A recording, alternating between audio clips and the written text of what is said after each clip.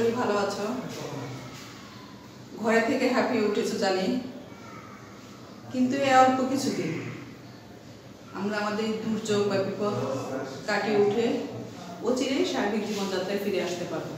সৃষ্টিকর্তার কাছে এই প্রার্থনা আমরা জানাচ্ছি। আজ আমি এসেছি তোমাদের বাংলা দশম শ্রেণীর একটি প্রবন্ধ নিয়ে আলোচনা করার জন্য। আজকে আমরা আলোচনা করব মোতাহার হোসেন চৌধুরী রচিত শিক্ষা মনুষ্যত্ব প্রবন্ধটি।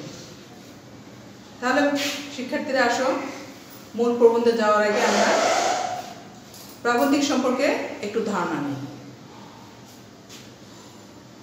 মোতাহার হোসেন চৌধুরী জন্ম 1903 সালে কুমিল্লা জেলায়। তার পৈতৃক নিবাস ছিল নোয়াখালী জেলার কাঞ্চনপুর গ্রামে। তিনি পেশায় ছিলেন অধ্যাপক। তিনি বাংলা ভাষা ও সাহিত্যের অধ্যাপক। এছাড়াও তিনি ঢাকা থেকে প্রকাশিত শিক্ষা পত্রিকার সাথে সংযুক্ত ছিলেন। তার লেখায় মূলত প্রমোদ চৌধুরীর প্রবণতা লক্ষ্য করা যায়। তিনি মূলত গদ্যকার। তা হলো তিনি কিছু কবিতাও রচনা করেন। তার উল্লেখযোগ্য প্রবন্ধ হলো সংস্কৃত কথা। আজকে আমরা যে শিক্ষা মনুষ্যত্ব প্রবন্ধ নিয়ে আলোচনা করব, সেই শিক্ষা মনুষ্যত্ব প্রবন্ধটি এই সংস্কৃত কথা গ্রন্থের মনুষ্যত্ব প্রবন্ধেরই অংশবিশেষ। তিনি দুটি অনুবাদ রচনা করেন। একটি হচ্ছে সুখ, অপরটি সভ্যতা। এই বিখ্যাত প্রাবন্ধিক 1956 সালে 18 সেপ্টেম্বর মৃত্যুবরণ করেন।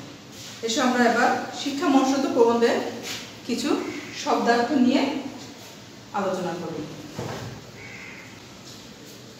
নিগড়, শিকল, তিমি, অন্ধকার, ক্ষুৎপিপাসা, ক্ষুধা ও তৃষ্ণা, ফতু, নিঃস্ব, লেখাপড়া দুরস্তি, বাহিরের দিকে থেকে ত্রুটিহীনতা বা বাইরের দিক থেকে স্বচ্ছ, কোনো নির্ভুল নির্ভেজাল, কিন্তু ভিতরে প্রতারণা, উন্মোচন, উন্মুক্ত, জীবসত্তা, জীবের অস্তিত্ব। এবার আসো আমরা মূল প্রবন্ধে যাই। মোতাহার হোসেন চৌধুরী শিক্ষা মনুষ্যত্ব প্রবন্ধে দেখিয়েছেন মানুষের জীবনকে একটি দোতলা ঘরের সঙ্গে তুলনা করে। তিনি বলেছেন মানুষের জীবন একটি দোতলা ঘর। জীবসত্তা হচ্ছে সেই ঘরের নিচের তলা, আর মানব সত্তা হচ্ছে উপরের তলা। স্বাভাবিকভাবে আমরা নিচতলা থেকে উপরতলা ওঠার জন্য যে সিঁড়ি ব্যবহার করি, এই ক্ষেত্রে জীবসত্তা ঘর থেকে মানব সত্তা ঘরে যাওয়ার জন্য যে সিঁড়ি, সেটা হচ্ছে শিক্ষা। শিক্ষার ফলে বা শিক্ষার মাধ্যমে মানুষ জীবসত্তা ঘর থেকে মানব সত্তার ঘরে পৌঁছায়। এবার আসুন জীবসত্তার ঘরটা কি। জীবসত্তার ঘরটা হচ্ছে মানুষের বা জীবের সেই ঘর যেখানে সে অন্ন বস্ত্রের চাহিদাটা মেটায়। আর এই জীবসত্তার ঘরটা পরিপূর্ণতা পেলেই মানুষ মানব সত্তার ঘরে যাওয়ার তাগিদ অনুভব করে।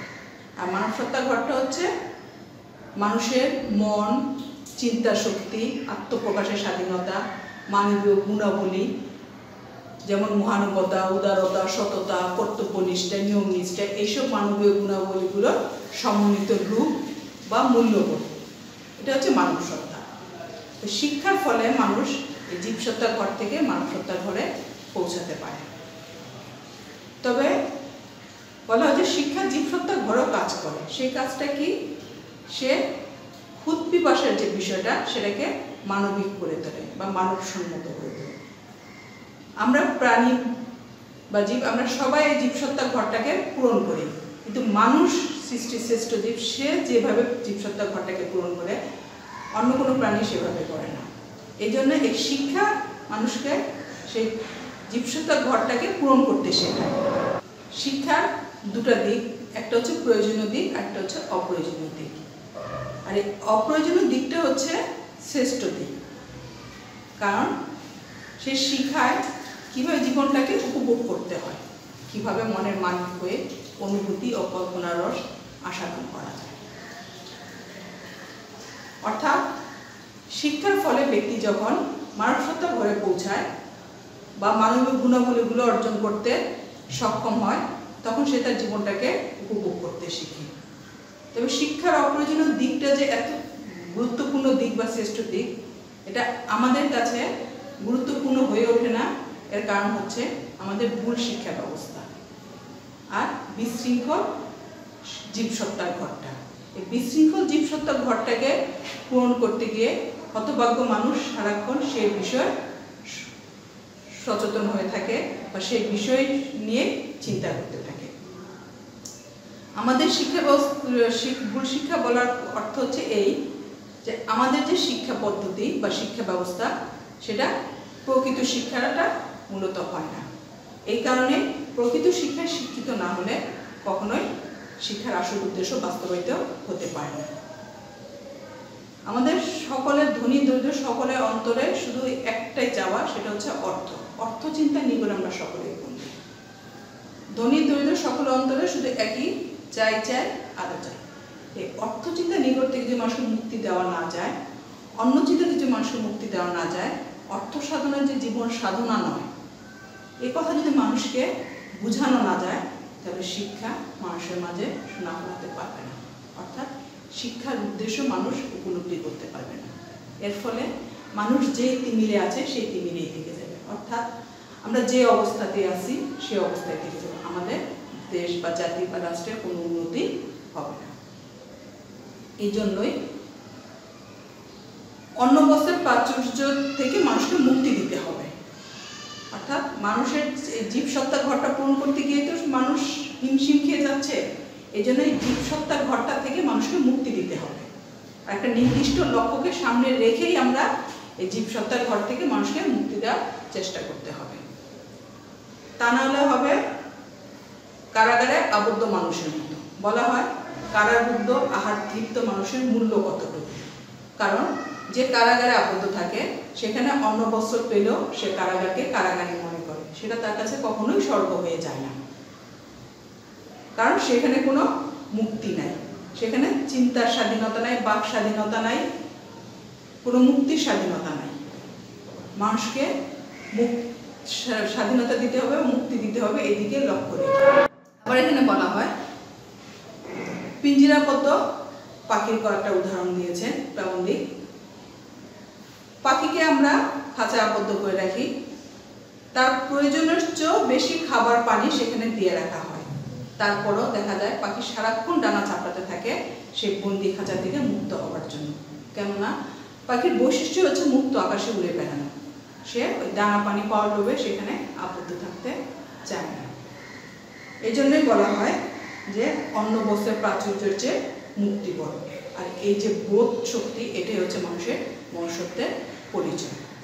এই জন্যই অন্ন বস্ত্রের প্রাচুর্য থেকে মানুষকে মুক্তি দিতে হবে। আর মানুষের অন্ন বস্ত্রের সমস্যার সমাধান হলে পরে তাকে শিক্ষা দীক্ষার মাধ্যমে মনুষ্যত্বের করে পৌঁছানো সম্ভবপর হবে। তাহলে জাতি উন্নয়ন ঘটবে। তাই মুক্তির জন্য দুটি উপায় অবলম্বন করতে হবে। একটি হচ্ছে অন্ন বস্ত্র চিন্তা থেকে মানুষকে মুক্তি দেওয়ার চেষ্টা, আর অন্যটি হচ্ছে শিক্ষা দীক্ষার ফলে মানুষের মধ্যে মনুষ্যত্বের সাধনা করানো।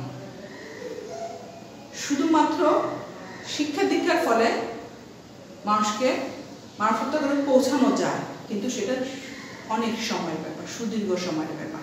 কারণ জীবসত্তার ঘরটা যদি পূরণ করতে না পারে সে সারাক্ষণই সে ওই ক্ষুধা পিপাসার অনুভূতিটা উপলব্ধি করবে।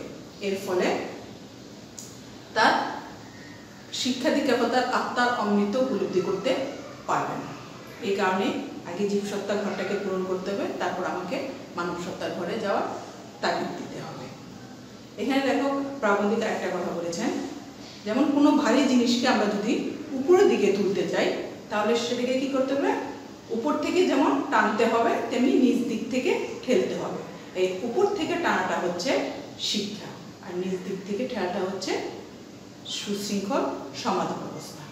আমাদের সমাজ ব্যবস্থা যদি সুশৃঙ্খল থাকে, সেখানে মানুষ অনায়াসে তার জীবসত্তার ঘরটাকে পূরণ করতে পারে। আর শিক্ষা ফলে সে সহজে মানব সত্তার ঘরে পৌঁছে যেতে পারে। শুধু অনেককে মিলে খুব জোরে উপর থেকে টানলেও সে ভারী জিনিসকে উপরে তোলা যায়, বা অনেক সময় নিয়ে শিক্ষার ফলে মানব সত্তার ঘরে যাওয়া যায়, কিন্তু সেটা মনুষ্যত্বের অমৃতটা সে উপলব্ধি করতে পারে না, কারণ তার জীবসত্তার ঘরটা অপূর্ণ থেকে যায়। শিক্ষা দীক্ষার ফলে মানুষ জানে যে লোভে পাপ, পাপে মৃত্যু, এবং এই শিক্ষার ফলে সে এই লোভ থেকে নিজেকে সংবরণ করতে পারে। এর ফলে তার আত্মিক মৃত্যু ঘটে না এবং সে অনুভূতির জগতে ফতুর হয়ে পড়ে না।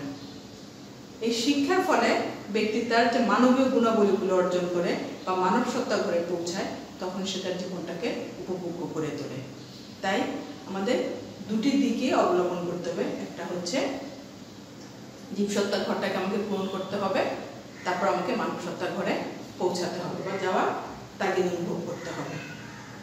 এখানে প্রভু আরো একটা কথা বলেছেন যে আমাদের পায়ে যদি কাঁটা বিঁধে এবং সেই কাঁটাটা সহ যদি আমরা হাঁটতে চেষ্টা করি, তাহলে আমরা হাঁটার আনন্দটাকে উপভোগ করতে পারব না। এর ফলে কি করতে হবে, আমাকে পায়ের কাঁটাটাকে বের করে নিয়ে তারপর হাঁটার আনন্দ উপভোগ করতে হবে, তা না হলে আমরা হাঁটার আনন্দ উপভোগ করতে পারবো না। এখানে পায়ে বোঝাচ্ছে যে আমরা আগে জীবসত্তার ঘরটাকে পূরণ করে নিব, তারপর আমরা মানব সত্তার ঘরে যাওয়ার চেষ্টা করব, তা না হলে আমাদের মানব সত্তার ঘরে যাওয়ার তাগিদ আমরা অনুভব করব না। এর ফলে যেটা হবে যে পিঞ্জিরাবদ্ধ পাখির মতো আমরা উড়বার আকাঙ্ক্ষা ডানা চাপড়াবে কিন্তু উঠতে পারব না। এই ছিল শিক্ষা মনুষ্যত্বের মূল কথা। আশা করি তোমরা এটাকে পড়বে এবং বোঝার চেষ্টা করবে। এবার তোমাদের একটু বাড়ি কাজ দিয়ে দেই। যখন তোমাদের সেই কাঙ্ক্ষিত প্রতিষ্ঠান খুলবে, সেই স্কুল প্রাঙ্গণে তোমরা আসবে, তখন সেগুলোকে আমরা মূল্যায়ন করব। এবার তোমরা খাতা খুলে কিছু প্রশ্ন লিখে নাও, বাড়ি কাজ লিখে নাও।